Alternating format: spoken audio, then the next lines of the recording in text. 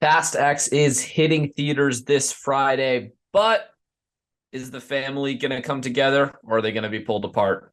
What's up, guys? Welcome back to the MontyVerse. My name is Jack Mayer, and I am here as a special guest reviewer, taking the place of Pat and Zach and John because I got to see this movie a little bit early. Yes, Fast X is finally here. The 11th movie in the Fast saga and the 10th movie in the main saga, not counting Hobbs and Shaw. It is supposedly part one of the final Fast movies. We were told two initially, now it might be three.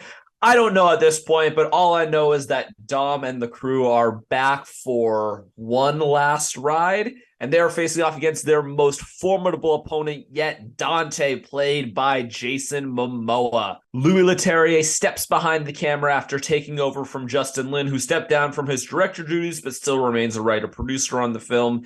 And you get what you would expect from a Fast and Furious movie at this point. We're not really in the Point Break with cars anymore. We've gone full tilt superhero movie. Lamborghinis are flying down the streets of Rome trying to stop a bomb. Dominic Toretto is pulling down helicopters with a car. Michelle Rodriguez is fisticuffs with Charlize Theron, and it's fine. It's just fine. At this point, going into a Fast and Furious movie, you kind of know what to expect. You know that there's going to be conversations about family. You know there's going to be conversations about faith. You know that cars are going to drive into things. And you know that there are going to be a lot of really expensive explosions. What is the franchise doing at this point to try and reinvent itself? This movie harkens back to Fast Five. It tries to recall that movie as best it can. And it feels like an odd choice because Fast Five was a movie that really reinvented the saga. That's the one that everybody who loves this franchise points to as the one that sort of guided the ship to where it is today. And I feel like this movie sort of wants to guide the ship to a conclusion. It ends on what is no doubt the biggest cliffhanger in the Fast saga and will undoubtedly get audiences excited to go see the one that comes out in 2025. But other than that, it doesn't do anything new with the franchise. And that was a little disappointing. I was expecting something that had a little bit more of the punch of 9 or the emotional beats of Furious 7, but you don't ever really get to those levels. The one scene that does get to those levels is the street race in Rio. About an hour into this movie, we harken back to that old Too Fast, Too Furious Tokyo Drift feeling, and it is glorious. It combines everything that fans new and old of the saga love. It combines the good old-fashioned street racing of Too Fast, Too Furious with the high-stakes spy thriller of F9.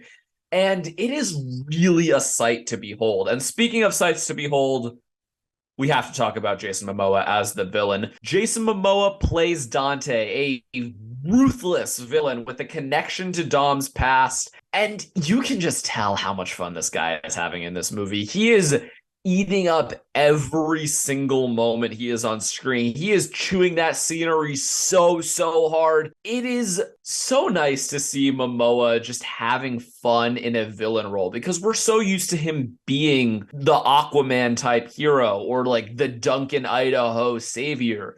This throws all of that out the window for a cartoony, over the top, flamboyant villain. And I just loved every moment that he was on screen. I honestly wish this had been a Jason Momoa movie and Dom and the crew were sort of in the background because I could watch 2.5 hours of this guy. Unfortunately, I had to watch about an hour and a half of Vin Diesel doing the same thing that he's done in every Fast and Furious movie, unfortunately. And look, there's nothing wrong with Vin Diesel doing what he does. He is good at being Dom Toretto, but he's just being Dom Toretto. And I think that is my biggest problem with this movie. It doesn't try to push the Fast and Furious franchise into any new territory. And I feel like when we're about to wrap up this saga, you want something that's going to be an epic finale. You want something that the audience is going to be waiting with bated breath at every single turn. You want it to feel like there are stakes to these characters. You want it to feel like any one of these crew members could die at any point. And you never really feel that with this movie. Obviously, it's part one of the epic finale that we're getting. So you're not really expecting any character deaths to come, or you're not really expecting anyone to be in imminent danger.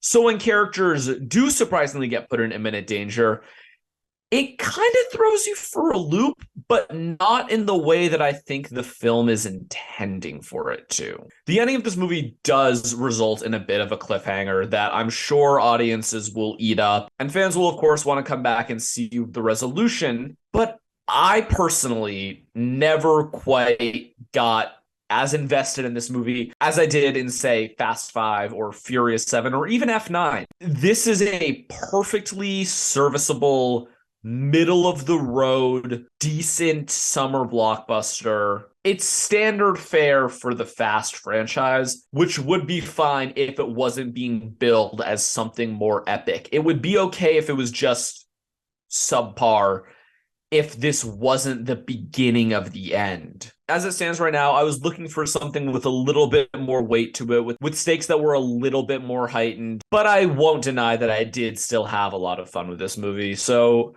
I would probably give it 2.5 out of 5 Coronas. If you love this franchise, you're going to dig this movie. If you don't love this franchise, this isn't going to win you over. But that is my review of Fast X. What did you guys think of the movie? Leave a comment, leave a like, be sure to subscribe to the MontyVerse, and check out our written review over on the MontyVerse.com. Until next time, guys, I'm Jack Mayer. You can find me over on the Fancast of 4 podcast every other Friday with my co-host Dan Bentonhausen. Stay versed.